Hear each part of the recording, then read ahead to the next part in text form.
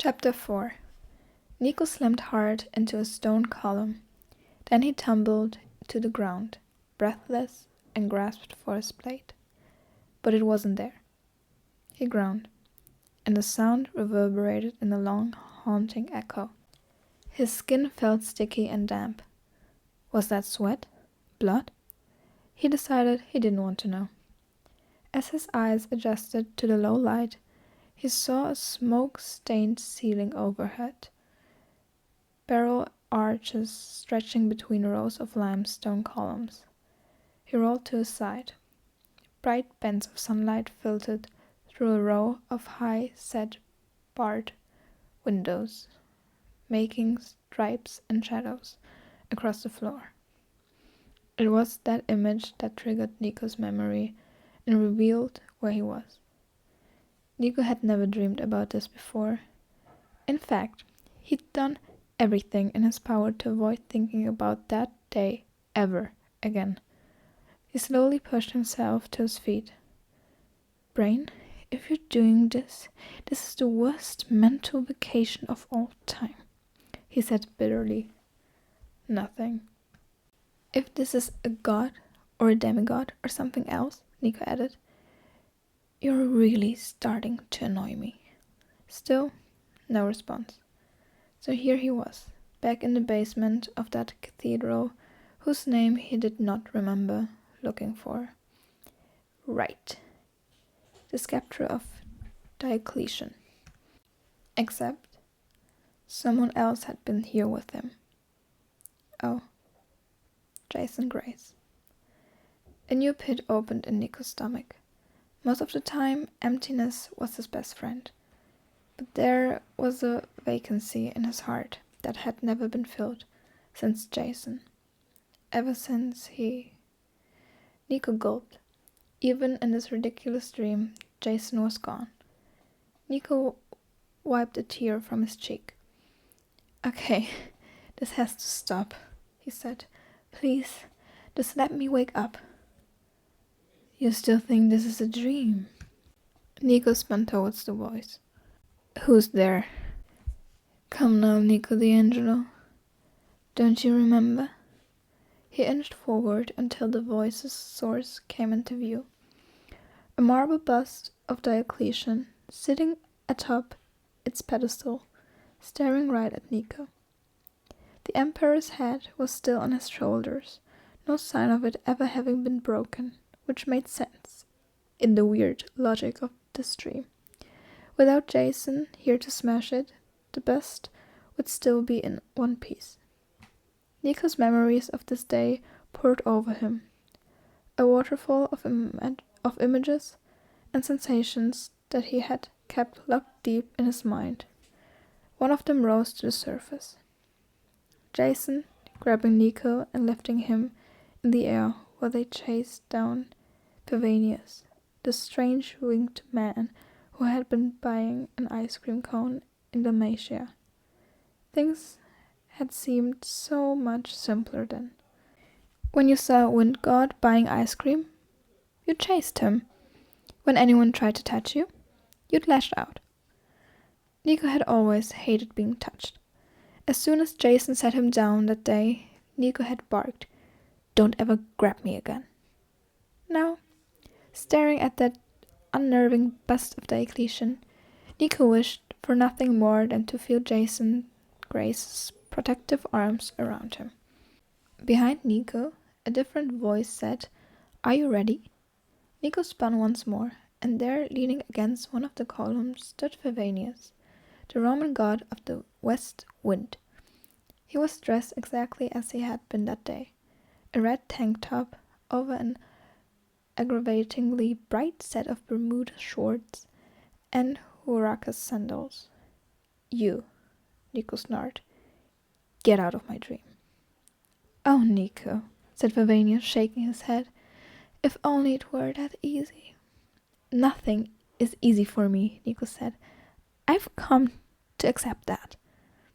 Then you know I have to take you to see someone. There was no joy in the god's face, none of the excitement or eagerness that Nico had seen last summer. Pavanius looked scared. Please no, Nico began. You have to fix it, Nico. Nico's heart hammered even harder against his ribs. What came next in the real world had been, well, truly one of the worst things Nico had ever been through, which was saying a lot for him. He'd had to endure Cupid, who was no adorable little winged cherub. The intense, intimidating god of desire had forced Nico to confess his crush on Percy Jackson in front of Jason, all so they could acquire the scepter. The ordeal had proved vital to winning the war against Gaia. It had also torn a wound in Nico that still hadn't healed. Whatever this is, said Nico. I get the message. I need to listen. I am listening, so I don't need to go through this again. You have to talk to him, said Pavanius, but not for the reason you think. Nico tried to steady his breathing. He forced himself to ask, would Jason be there? He wasn't sure which answer would be more painful, yes or no. The god's expression darkened. No, Nico. He's gone. Then he added softly, almost to himself, they'll all be gone eventually. Without another word, Pavanius dissolved into a swirl of dust and sunlight. The wind wrapped around Nico and lifted him off the floor. Even in a dream, Nico hated the sensation, like his entire body was being torn to atoms. They sipped through the smallest cracks in the church windows, then raced across the Croatian countryside without regard for gravity or mass or his stomach. All Nico's thoughts and feelings collided with one another, vying to exist simultaneously in his mind. He had literally fallen apart into a mess of emotions. At least I am #on brand in my dreams, he thought. Then we would hate that joke. The wind deposited him on a hill overlooking the ruins of Salona, put back together again. Nico's thin body trembled with nausea. He felt like he had Sisyphus in his throat, eternally pushing his stone up the steep incline. Ugh, he coughed. That feeling is just as bad in a dream. Pavanius' disembodied laughter floated around him. Look at you, still thinking this is a dream. You are so cute when you're delusional, Nico D'Angelo. Nico really hated being called cute. He had no times for retorts, though. The wind faded and Pavanius was gone. Nico scanned the ruins. They looked exactly as they had before. Crumbling, decaying, shells of buildings, moss-covered lines of stone, a once great Roman city reduced to a field of rocks. Nico still wasn't impressed. He'd seen too many ruins just like these over the years, reminders of how quickly mortal creation could turn to rubble. He raised his hands. Let's get on with it then. Cupid, I'm here. Nico waited, but there was nothing. No booming, rushing voice taunting him, coercing him to reveal his most painful secret. Then suddenly, Cupid's voice was everywhere. You know what you need to do. The words whizzed past Nico's ear. Nico tried to act unfazed. It was just a dream, about a god who had left Nico wounded, shattered, and exposed, but still a dream. This time, he would not be Cupid's chew toy. He crossed his arms. I get it, he said. I don't need convincing anymore. I'll go to Tartarus. That's not enough, Nico D'Angelo. Look upon me. Look upon you? But I thought no one could see you in your true form. Unseen Cupid slammed into him, hurling Nico backwards into a broken column. Look upon me. Cupid was now so close that Nico could feel his breath on his face. I can see you, Nico screamed. Stop with these games. I am here. The voice came from behind him now, and all the hair stood up on Nico's arm. It was an instantaneous reaction, a fear so primal that without even thinking it, without issuing the command, Nico called forth skeletons. They rose from the earth beneath his feet, moss and dirt decay hanging from their bones. They ringed Nico, stick-like arms in defensive postures ready to fight for him. Turn around, Nico. Look upon me. The voice had shifted directions again. Nico did not want to look. He had no rational reason to believe this, but he was convinced that if he actually did see Cupid, he would die. Please, Nico, look at me. The voice had changed. It was warm, like honey, like a late summer sunset, like the first rush of heat from a campfire. It was Cupid. No, it was love.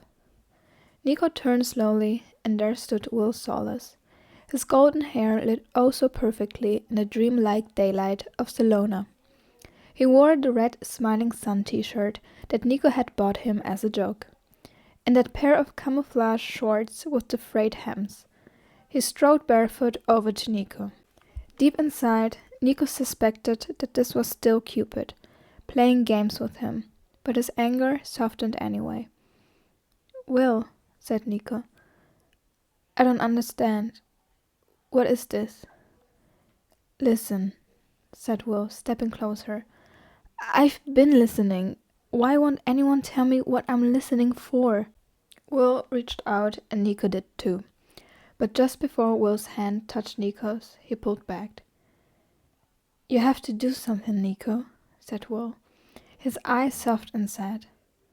I know. Will shook his head. It's more than you think. When the time comes, tell me the truth. Nico laughed. There was an edge of hysteria to his voice, but laughter was the only reaction that made sense at this point. Sure, Will, Cupid, Quill? Whoopid? What do I call you?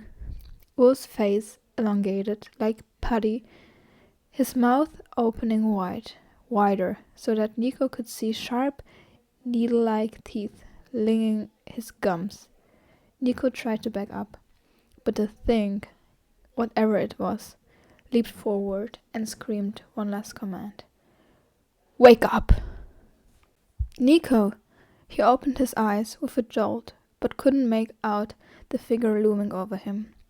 Nico kicked out with his right leg, unfortunately landing a foot square in his boyfriend's stomach. Will howled and tumbled off the edge of the bed, then curled up on the floor of Hades' cabin.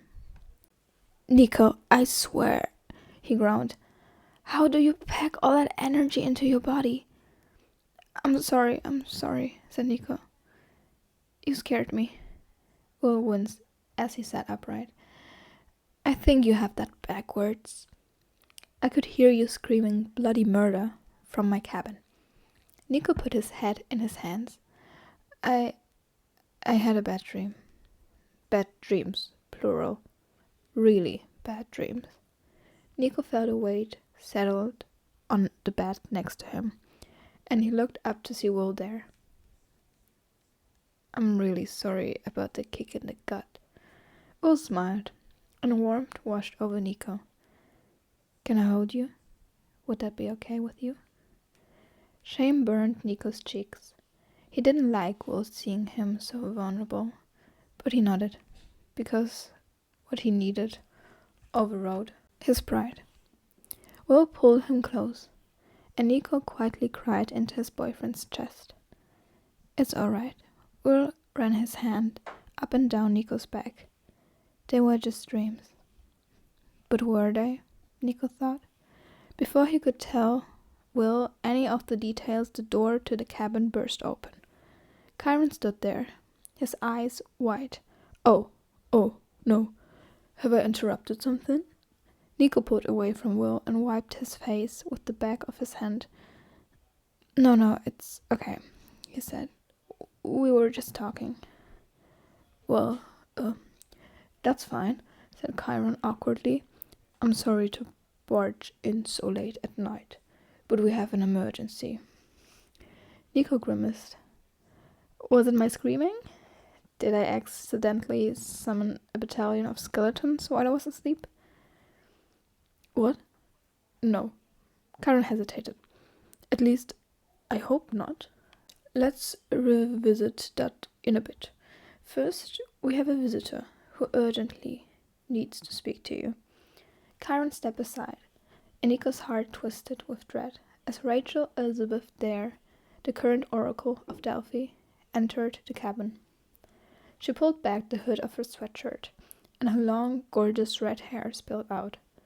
She looked flushed and exhausted, as if she'd run here all the way from Brooklyn. Nico, she said, thank the gods, you have to listen. Before he could protest that he'd already received that particular message loud and clear, like 1,000,000 times already tonight, dark green smoke began to pour out of Rachel's mouth.